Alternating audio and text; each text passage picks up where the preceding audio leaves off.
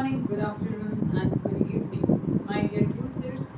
ಇವತ್ತು ನಾವು ಅರೇಬಿಕ್ ಲ್ಯಾಂಗ್ವೇಜ್ನ ಆಲ್ಫಾಬೆಟ್ನ ಹೇಗೆ ಬರೆಯೋದು ಅಂತ ತಿಳ್ಕೊಳ್ಳೋಣ ನನ್ನ ಕನ್ನಡದ ಲ್ಯಾಂಗ್ವೇಜಲ್ಲಿ. ಓಕೆನಾ? ಸೊ ನಾವು ಆಲ್ಫಾಬೆಟ್ಸ್ನ ತಿಳ್ಕೊಬೇಕಂದ್ರೆ ಫಸ್ಟ್ ಆಫ್ ಆಲ್ ನಾವು ಅರ್ಥ ಮಾಡ್ಕೋಬೇಕು, ಅರೇಬಿಕ್ ಲ್ಯಾಂಗ್ವೇಜ್ ಬಂದು ರೈಟ್ ಇಂದ ಲೆಫ್ಟ್ ಬರೀತಾರೆ. ಓಕೆನಾ? ಲೆಫ್ಟ್ ಇಂದ ರೈಟ್ ಬರೆಯೋಲ್ಲ. Okay, that is one thing. And Arabic ಆಲ್ಫಾಬೆಟ್ಸಲ್ಲಿ ಇವಾಗ ಈ ಅಂತ ಕನ್ನಡದಲ್ಲಿ ಇದೆಯಲ್ಲ, ಅದು ಲೆಟರ್ ಆಗುತ್ತೆ. ಸೊ ಇದರಲ್ಲಿ ಏನಂತ ಹೇಳಿದ್ರೆ each letter is a word. So ನಾವೀಗ ಅಂತ ಇರ್ತೀವಲ್ಲ, ಆ ಥರ ಇಲ್ಲ. ಇಲ್ಲಿ ಏನಂತ ಹೇಳಿದರೆ ಅಲಿಫ್. ಸೊ ನಾನು ಇವಾಗ ಹೇಳ್ಕೊಡ್ತೀನಿ. ಫಸ್ಟ್ ಲೆಟರ್ ಬಂದು ಅಲಿಫ್. ಓಕೆನಾ? ಈಗ ಒಂದು ಲೈನ್ ಹಾಕಿ ನೀವು ಅಲ್ಲೊಂದು ಎಸ್ ಸಿಂಬಲ್ ಇದೆಯಲ್ಲ, ಆ ಥರ ಹಾಕಿ ಒಂದು ಮೇಲ್ಗಡೆ ಒಂದು ಟಿಕ್ ಮಾರ್ಕ್ ಹಾಕಿದ್ರೆ ಅದೇನಾಗುತ್ತೆ ಅಲಿಫ್. ಓಕೆನಾ? ಇವತ್ತಿನ ಫಸ್ಟ್ ವರ್ಡ್ ಬಂದು ಅಲಿಫ್. ಓಕೆನಾ? ಸೊ ಈ ಅಲಿಫ್ ಯೂಸ್ ಮಾಡಿಕೊಂಡು ನಾವು ಆ ಈ ಉ ಎಲ್ಲ ಥರ ಇದನ್ನು ನಾವು ಮಾಡ್ಬೋದು. ಹೇಗೆ ಅಂತ ಹೇಳಿ, ಸೊ ಈ ಒಂದು ಇದಕ್ಕೆ ಟಾಪಲ್ಲಿ ಒಂದು ಇದು ಹಾಕಿದ್ದೀವಲ್ಲ, ಡ್ಯಾಶ್ ಹಾಕಿದ್ದೀವಲ್ಲ, ಇದರ ಹಾಕಿದ್ರೆ ಆ ಆಗುತ್ತೆ. ಓಕೆನಾ? ಇದು ಬಂದು ಆ. ಇದನ್ನೆಲ್ಲ ಆ ಮಾಡಬೇಕಂದ್ರೆ ಹೇಗೆ ಮಾಡ್ತೀನಪ್ಪ? Very simple. ಇವಾಗ ಇಟ್ಕೊಂಡು ಪಕ್ಕದಲ್ಲಿ ಒಂದು ಡ್ಯಾಶ್ನ ಹಾಕಿದ್ರೆ ಅದು ಆ ಆಗುತ್ತೆ. ಇದನ್ನೇ ನಾನು ಈ ಅಲಿಫ್ನ ನಾನು ಈ ಹೇಗೆ ಮಾಡೋದು? Very simple Arabic language. ನೀವು ವಿತಿನ್ ವೀಕ್ ನೀವು ಬೇಗ ಈಸಿಯಾಗಿ ಅರೇಬಿಕ್ ಲ್ಯಾಂಗ್ವೇಜ್ ಕಲ್ತ್ಕೊಳ್ತೀರಾ. ಸೊ ಈಗ ಈ ಒಂದು ಡ್ಯಾಶನ್ನು ಮೇಲೆ ಹಾಕಿದ್ರೆ ಆ ಆಗುತ್ತೆ, ಕೆಳಗಡೆ ಹಾಕಿದ್ರೆ ಈ ಆಗುತ್ತೆ. ಓಕೆನಾ?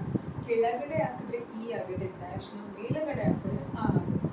ಸೊ ಇವಾಗ ಈ ಅಂತ ಬರಬೇಕಂತ ಏನು ಮಾಡ್ತೀರಾ? ಇದನ್ನ ತೆಗೆದು ಈ ಇದೇ ಇರುತ್ತೆ, ಇದಕ್ಕೆ ನಾವು ಈ ಮಾಡಬೇಕಂತ ಹೇಳಿದ್ರೆ ಈ ಸಿಂಬಲ್ನ ಯೂಸ್ ಮಾಡ್ತೀವಿ. ಈ ಸಿಂಬಲ್ ಬಂದು ಯಾ ಅಂತ, ಯಾರಲ್ಲ ಶಾಶ ಅಂತ ಹೇಳಿದ್ರೆ ಯಾರಲ್ಲ ಯಾ ಶಾಶ.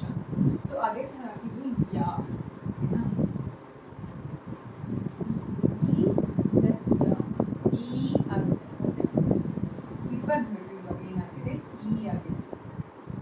ಓಕೆನಾ? ಇದಕ್ಕೆ ಹೂ ಮಾಡೋದು ಹೇಗೆ?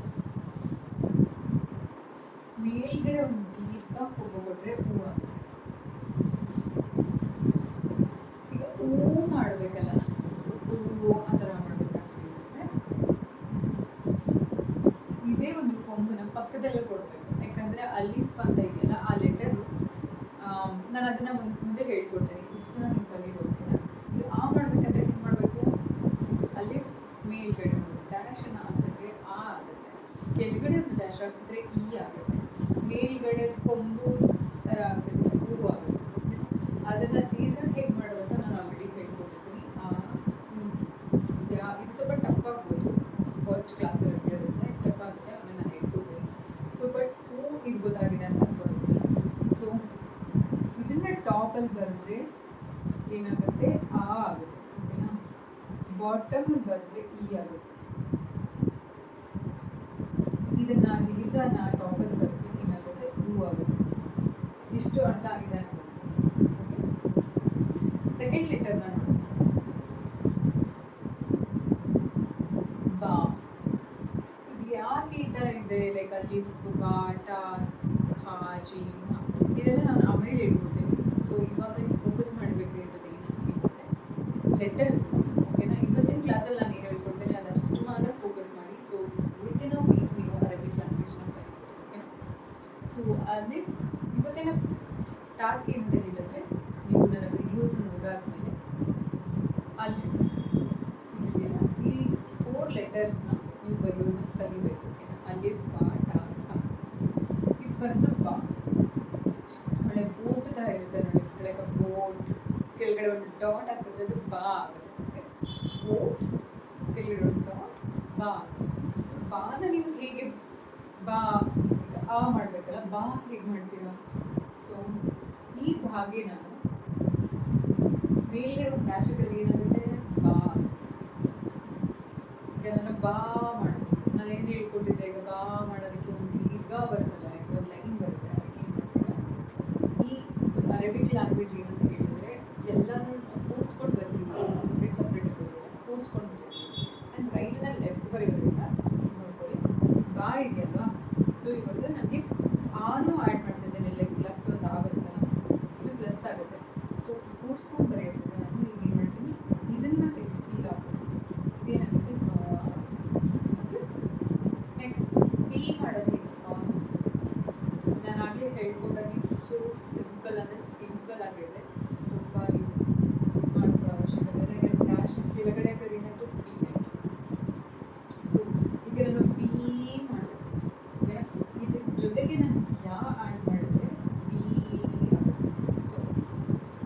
ಜೋಡಿಸಿ ಬರೆಯೋದ್ರಿಂದ ನಾವು ಏನು ಮಾಡ್ತೀವಿ, ಈ ಯಾನದಲ್ಲಿ ಮೇಲೆ ಹಾಕ್ತೀವಿ, ಏನಾಗಿದೆ ಇದು ಬಿಯ.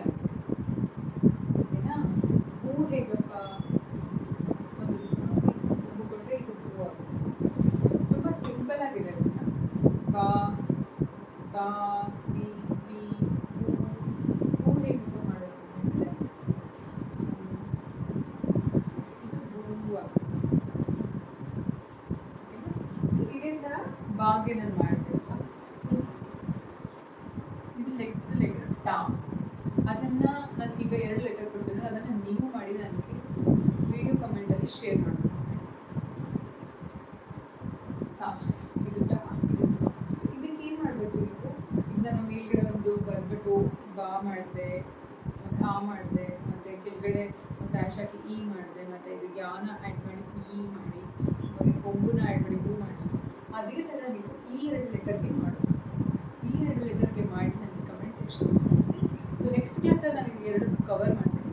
ಇವಾಗ ಸದ್ಯಕ್ಕೆ ನಾನು ಅಲಿಫ್ ಮತ್ತು ಬಾನ ಕಂಪ್ಲೀಟಾಗಿ ತಿಳ್ಕೊಂಡಿದ್ದೀರಾ ಅಂದ್ಕೊಳ್ತೀನಿ. ಸೊ ನೆಕ್ಸ್ಟ್ ಕ್ಲಾಸಲ್ಲಿ